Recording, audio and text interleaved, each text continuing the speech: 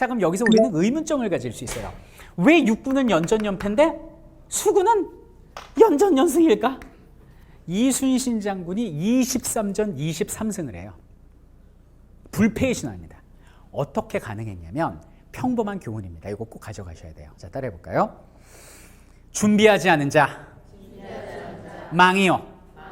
준비하는 자, 승리한다. 바로 이 교훈을 통해서 얻을 수 있어요. 이 당시에 이순신 장군도 훌륭했지만 조선수군은 엄청난 세력이었습니다. 이 조선수군을 훈련시킨 건 아이러니컬하게도 일본의 도적대 왜구들이었습니다.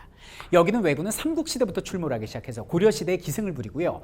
조선시대 200년 동안 끊임없이 우리나라 남해안과 서해안을 약탈하고 다녔어요. 그럼 조선수군은 여기 있는 왜구를 때려잡는 과정에서 엄청나게 강해질 수밖에 없었던 거죠. 매일 연습 같은 실전이 반복되는 거예요. 그러니까 조선수군은 강해질 수밖에 없었고 임진왜란을 뭐라고 불러요? 16세기 지구상 최강의 수군과 16세기 지구상 최강의 육군이 만났다는 거죠. 사람들이 오해하는 게 일본이 섬나라니까 해군 세력이 강할 줄로 아는데 전국시대 때 해상전은 두세 차례밖에 없고요. 다 육지전입니다. 야야야야야야 머리 허리 다리 허리 뭐 이거 있죠. 이거는 지구상에서 일본이 최고야. 근데 일본엔 전투선이 없고 다 수송선입니다. 그래서 명량 영화 보면 다 깨지는 거예요. 다 수송선밖에 없고 포가 없어요. 배에. 그 포가 없는데 어떻게 싸워요? 빨리 노저 가서 들러붙하고 사다리 놓고 올라타고 허리 다리 머리 콕 이거 가는 거죠. 등선 육박 전술.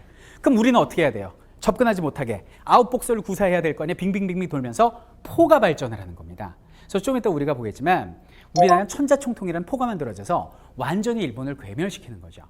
제가 잠깐 그림을 그려드릴게요. 당시 우리나라 배를 보면요. 주력선이 판옥선이라는 거예요. 이 판옥선인데 이 판옥선의 특징이 2층 높이 구조입니다. 굉장히 커요. 일본 배는요. 새끼분해라고 그래서 대장선을 제외하고는 다 작습니다. 작고 굉장히 빨라요. 그래서 팍 하고 달라붙어가지고 사다리 놓고 기어오르는 그런 전술을 피고 우리 입장에서는 얘들이 기어오르면 안 되니까 2층, 3층으로 높아지는 거고 사방군대에 포가 20문 이상을 장착해서 360도로 포를 쏠 수 있습니다.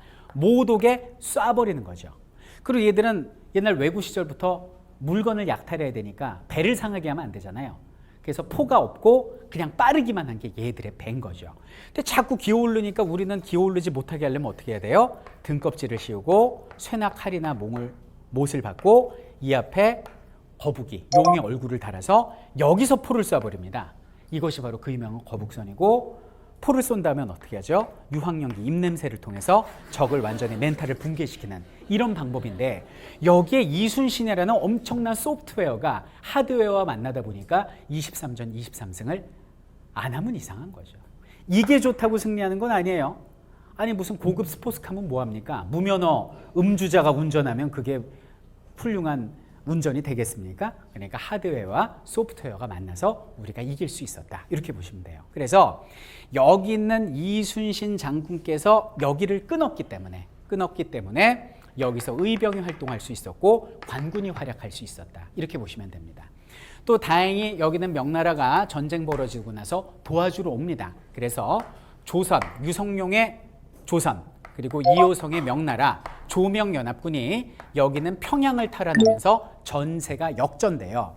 그래서 여기는 서울에 있는 그 벽제관이라는 곳까지 밀고 내려왔다 일본군한테 대패를 당하고 여기는 평양과 서울에서 대치 상황이 이어지게 됩니다. 그러니까 이런 상황에서 이제 임진왜란이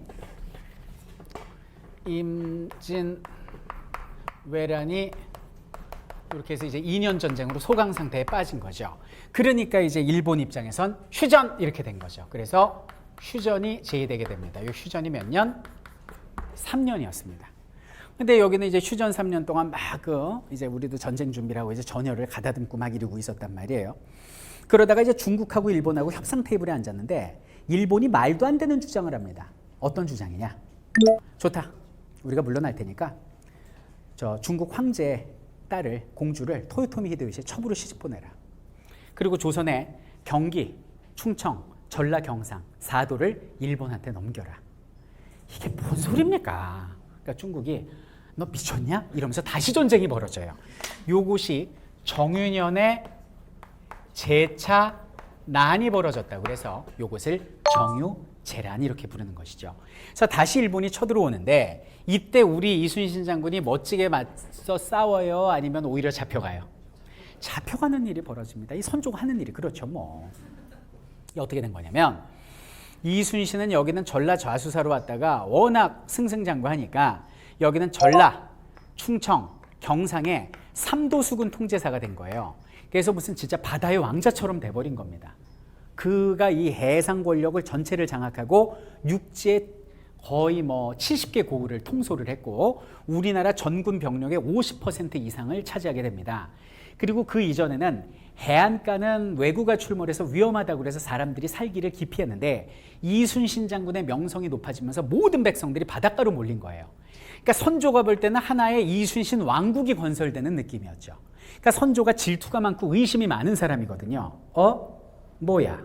그 이순신한테 힘이가 저 안 되겠다. 상황 봐서 이순신 손 좀 봐줘야겠다라는 생각을 하고 있었어요. 참 옹졸하고도 판단력 흐린 임금이죠. 자, 이런 상황에서 토요토미 히데요시의 오른팔이 누구냐면 가토 기요마사고 왼편이 고니시유키 나가인데 둘이 사이가 아주 안 좋아. 그래서 이 고니시유키 나가가 나름대로 꾀를 냅니다. 그 꾀가 뭐냐면 간첩, 이중 간첩이죠. 간첩을 시켜서 조정에 정보를 흘려요. 가토 기요마사의 수군이 배를 이끌고 여기는 부산으로 상륙하니 때를 맞춰 수군이 출동해서 일단 상륙하면 우리가 지니까 바다에서 쳐부수세요 라는 첩보를 고니시유키 나가가 흘렸다니까요. 그러니까 선조가 신나가지고 야!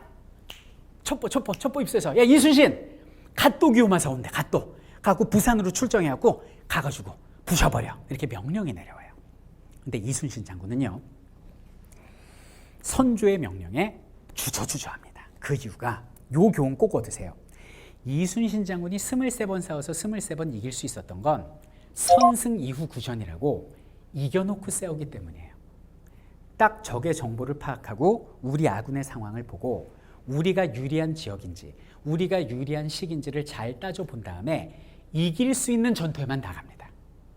위험하거나 정확한 정보가 아니거나 적진에는 절대 함부로 들어가지 않는 게 이순신의 스타일이죠. 그 왜 저 독일의 롬멜 장군 있죠? 사막의 여우라고. 약간 그런 지략가입니다. 이순신 장군이. 전하 이거 정보 확실치 않은데요. 위험한데. 그리고 부산 앞바다에는 배를 댈 곳이 없어서 식수도 기르기가 어렵고 풍랑도 세서 거기 나갈 때가 아닙니다. 조금 신중해야 될 것 같은데요. 이렇게 미적미적하니까 선조가 꼬투리를 잡은 거죠. 네 이놈! 항명이냐? 전시의 항명은 사형이다 이놈아 그러면서 이순신 장군을 서울로 압송을 한 거죠. 그래서 전쟁 영웅을 막 인두로 지지고 고문을 해댄 거예요. 그리고 삼도수군 통제사로 누가 왔습니까? 원균 장군이 온 거죠. 원균이 큰 소리 쳤거든요. 전하 제가 가서 쓸어버리겠습니다. 이렇게 얘기를 합니다. 근데 막상 와봤더니 이게 상황이 안 좋은 거예요. 왜? 여기 있는 군인들은 이순신을 중심으로 똘똘 뭉쳐 있었는데 원균이 오니까 말을 안 들어먹네요. 거기다 이순신 말대로 와봤더니 부산 앞바다 나가기가 너무나 위험한 곳입니다. 그래서 원균이 미적미적한 거예요. 그러니까 선조가 당시 도제찰사죠. 그 도번수 그러니까 지금으로 따지면 이제 합참의장쯤 됩니다. 권율 장군을 시켜가지고 내려와요. 그래서 권율이 원균을 잡아다가 그냥 곤장을 쳐버립니다. 병사들 보는 앞에서. 그러니까 오늘날로 따지면 전시의 합참의장이 해군 참모총장 엉덩이를 벗긴 다음에 막 나무 몽댕이 찜질을 한 거예요. 그럼 여기는 해군의 사기는 뭐가 되겠습니까? 그러니까 원균 실컷 맞고 울면서 160척의 판옥선과 두세 척의 거북선이 많지 않았어요. 한 서너 척 있었거든요. 판옥선과 거북선을 이끌고 여기는 부산 앞바다로 나간 거예요. 여기서 어떻게 됩니까? 박살이 납니다. 그게 바로 칠청년 해전이에요. 그럼 왜 박살날까요? 아무리 원균이 지략이 뛰어나지 않아도 저들은 수송선이고 우리는 전투선이고 그리고 지금까지 이겨왔고 160척인데 질 수가 없잖아요. 전쟁은요 꼭 싸워서 지는 게 아니에요. 답답한 게 부산 앞바다에 갔거든요. 적의 배들을 딱 맞이했는데 갑자기 풍랑이 훅 분 거예요. 파도가 훅 하고 치니까 우리 배들이 160척의 배들이 뿔뿔이 다 흩어져 버린 겁니다. 싸워보기도 전에. 그러면 막 풍랑에 배가 뒤집히면 안 되니까 누가 힘들어요? 노를 젓는 격군이 힘들죠. 힘들면 어떻게 돼요? 목이 타겠죠. 그럼 목이 타면 어떻게 돼? 물이 떨어지니까 물을 기르러 가야 될 거 아닙니까? 그래서 가까운 섬으로 물을 기르러 갔는데 마침 거기에 일본군들이 매복을 하고 있었던 거예요. 물 기르려고 그러는데 갑자기 나타나서 허리 머리 다리 막 이걸로 나타나니까 야 이거 안 되겠다 싶어갖고 잽싸게 배에 다시 올라타서 거기는 거제도 칠천량 쪽으로 간 거예요. 가가지고 거기에 정박을 하고 물을 기르고 거기서 이제 뭐 음식을 구하고 있는데 그 칠천량으로 야밤에 그냥 외적선들이 와서 기습을 해버린 거죠. 그래서 막 바다에서 막 공격을 하고 조총을 쏴대니까 배를 버리고 육지로 도망을 갑니다. 근데 제가 말씀드렸잖아요. 육지에서는 어떻게 돼요? 게임이 안 돼요. 그래서 원균을 비롯한 우리 수군들이 바다에서 싸워보지도 못하고 몰살을 당했어요. 다행히 배설 장군이 12척을 이끌고 미리 튑니다. 그래서 12척이 남아있는 거죠. 이걸 어떻게 표현해야 될까요? 그래갖고 이 배설 장군의 발빠름에 12척이라도 건질 수 있었던 거예요. 근데 여기 있는 선조는 이순신한테 할 말이 없잖아요. 이순신은 당시 백의종군인데 백의종군이 뭐냐면 이제 하얀색 옷을 입고 쫓아다니는 겁니다. 그 보직해임, 직위해제죠. 권율 장군 쫓아다니고 있었거든요. 다시 이순신 장군이 삼도수군 통제사가 된 겁니다. 그래갖고 이순신 장군이 다시 여기 있는 전라도 지역으로 오면서 군대를 모으는 거죠. 그리고 딱 와봤더니 기가 막히게 세상에 12척밖에 없는 거죠. 어떡하겠어요. 아이고 이거 어떡하나 이러고 있는데 선조한테 편지가 내려옵니다. 일단 그 전에 사과를 해요. 내 무슨 할 말이 있으리요. 내 무슨 할 말이 있으리요. 그러면서 선조가 사과를 합니다. 그리고 나서 내려온 편지가 이거죠. 장군, 지금 우리 경선이 얼마 남아있지 않다고 하니 그저 권율 장군하고 합치는 게 좋겠어. 바다를 버리시오라고 얘기를 합니다. 그때 이순신 장군이 그 유명한 말을 남기죠. 전하, 미신불사 상유 12척이라. 미천한 신은 아직 죽지 않았고 저에게는 아직 12척의 배가 있습니다. 어떡해. 너무 멋있죠. 다 주옥 같아요. 이분 말씀 하나하나가. 왜냐하면 문과 준비하던 선비라 그래요. 20살까지 문과 준비했거든요. 글재주가 최고예요. 20살 늦깎이 군인이거든요. 좋아요. 글씨가 탁 보낸 거죠. 그리고 선조가 무슨 말을 해요? 할 말이 없는데 알아서 해봐. 이렇게 된 거죠. 근데 이순신 장군은 제가 말씀드렸죠. 절대 무모한 전투는 안 한다고 그랬잖아요. 그럼 이순신은 대체 뭘 믿고 이렇게 한 것일까요? 이순신의 작전은 딱 하나예요. 어차피 12척 갖고 수백 척의 외선을 이길 수가 없습니다. 이순신은 이거죠. 이 바다를 내주잖아요. 그럼 지금 이렇게 일본군이 정유재한테 이렇게 해가지고 전라도 쪽으로 밀고 들어오고 있었거든요. 그리고 결국 얘들은 어차피 서울로 치고 올라갈 거예요. 근데 만약에 바다를 포기하면 이 우리나라가 종으로 길다고 그랬잖아요. 이쪽 보급이 원활해집니다. 이러면 전쟁에서 이길 수가 없어요. 육군은 연전연패할 수밖에 없다니까요. 그럼 어차피 보급을 끊어야 되는데 12척 갖고 300척을 막아낼 수가 없잖아요. 그럼 어떻게 하면 될까요? 한 번만 맛배기로 보여주자. 한 번만 맛배기로 보여주면 얘들이 오다가도 어디 숨어 있는 거 아니야? 다시 가자. 야 오다가도 조심해. 뭐 외해로 돌아가거나 이 수송선이 굉장히 좀 움직이는데 불편하게 만들자. 이게 이순신 장군의 생각이었어요. 바다는 버리면 안 된다는 거죠. 이게 정확한 판단입니다. 그래서 이순신이 이제 가만 생각을 해보니까 방법은 하나죠. 여러분도 혹시 300이라는 영화 보셨습니까? 300명의 스파르타 군대가 그 수십만 명의 그 페르시아, 아시아 군대를 맞서 싸우는 그거잖아요. 근데 그 펠로폰네소스 전투에서 어떻게 싸웁니까? 300명이. 좁은 협곡으로 인해요. 근데 그거는 동양의 병법에도 있었어요. 이순신 장군이 병사들을 모아놓고 이렇게 얘기합니다. 병법에 이르기를 한 사람이 좁은 길을 막고 있으면 1000사람이라도 막을 수 있다 하였다. 똑같죠, 스파르타하고. 그래서 우리가 좁은 길을 막고 버티자. 살고자 하는 자는 죽을 것이요 죽고자 하는 자는 살 것이다. 이렇게 된 거예요. 이순신이 쫙 올라갑니다. 그래갖고 이제 붙은 게 어디냐면 이렇게 우리나라에 있으면 이 제주도가 밑에 있고 요게 진도 아니에요, 진도. 요 진도하고 지금 진도대교 놓여져 있지 않습니까? 바로 여기가 바로 울돌목, 울며 돌며 돌아가는 울돌목 명량입니다. 굉장히 좁은 지역이죠. 근데 여기는요, 이 우리나라 밀물 썰물이 들어오잖아요. 그럼 이게 밀물 들어오면 밀물이 이렇게 병목 현상이 일어나고 여기를 이렇게 물이 나가다가 쏴 하고 나가는 거예요. 이렇게 좁아지다가 넓어지고 쏴 하고 물이 나가서 물살이 빠르고 여기에 암초가 많아가지고 이게 막 부딪혀요. 암초에 바닷물에서 막 울며 돌며 막 돌아가고 회오리가 막 치는 지역입니다. 그래서 이순신의 생각은 뭐냐면 여기 있는 요 진도, 요 사이를 12척이 이렇게 막고 있으면 된다 이거죠. 그러면 여기서 얘네가 이제 300척이 온다 하더라도 어차피 요 안으로 들어올 수 있는 거는 수십 척밖에 안 되니 일자진을 펼치고 있다가 들어오는 놈들을 깨면 될 거 아니냐 이거죠. 그 생각을 한 거예요. 그러면 겁집어 먹어서 도망가지 않겠나. 이게 이순신의 생각이었어요. 근데 여기서 우리가 드는 궁금증이, 아니 선생님 그러면 왜 이 좁은 데로 와요? 그냥 일로 가거나 일로 돌아가면 되잖아요. 맹골수로라고 들어보셨죠, 여러분들? 사고 났던 적. 이게 이쪽이고, 이 외해는요, 이 바깥으로 나가면 이게 물살이 세서 더 힘들어지고, 지금 칠판이니까 여기서 이렇게 돌아가지, 이렇게 가는 거랑 돌아가는 거랑은 이건 뭐 천지 차이죠. 오늘날 항공모함은 전 세계를 다니지만 이 당시 배는 식수하고 사람이 젓는 거기 때문에 최단 거리를 이용해야 됩니다. 여길 지나갈 수밖에 없어요. 여기를 막은 게 명량입니다. 명량. 그래가지고 이순신 장군이 시간까지 계산을 해요. 밀물과 썰물이 바뀌는 그 시간까지 계산을 합니다. 자, 그래서 이제 명량의 날이 밝았습니다. 여기는 일본 외적선들이 좁은 길을 뚫고 들어오는데 여기서 일자진을 펼치고 있었어요. 그래갖고 이순신 장군이 여기서 전군 출정하라. 그리고 딱 나간 거예요. 나가서 공 딱 그러고 보니까 없어. 보니까 아무도 출발 안 한 거야. 11척이 뒤에 서 있습니다. 무서워서.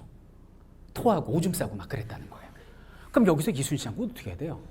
자, 우리 친구 같으면 어떻게 할래요? 도망쳐야 된다. 두 가지가 있겠죠. 무전기가 없으니까 대장기를 올려서 부르거나 아니면 일단은 이 친구 말대로 뒤로 후퇴해서 같이 힘합쳐 싸우거나 둘 다 불가합니다. 대장기 올려서 오라이들 같았으면 진작에 왔겠죠. 내가 여기서 등을 돌리면 먼저 등을 돌려 도망가겠죠. 그럼 전투에 집니다. 그래서 이순신이 내린 판단은 여기서 죽자였어요. 그럼 어떻게?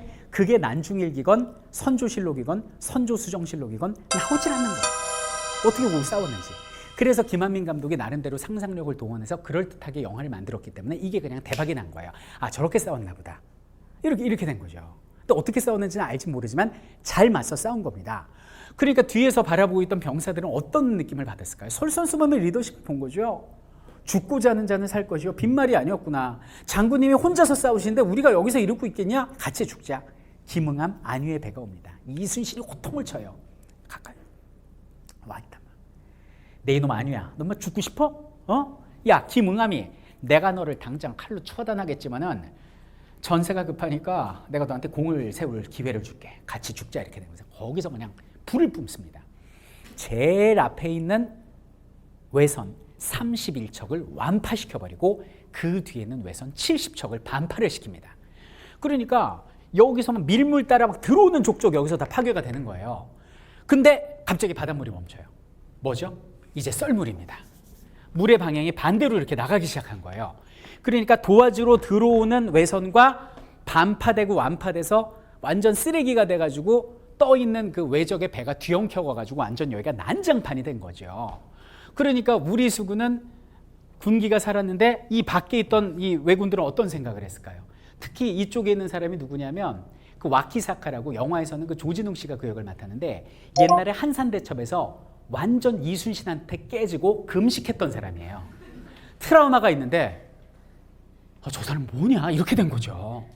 그래갖고 그 트라우마 때문에 그리고 또 이게 썰물이니까 자꾸 뒤로 밀릴 거 아니에요. 내가 왜 뒤로 밀리지? 집에 가라는 거야? 안녕 이러고 갔어요.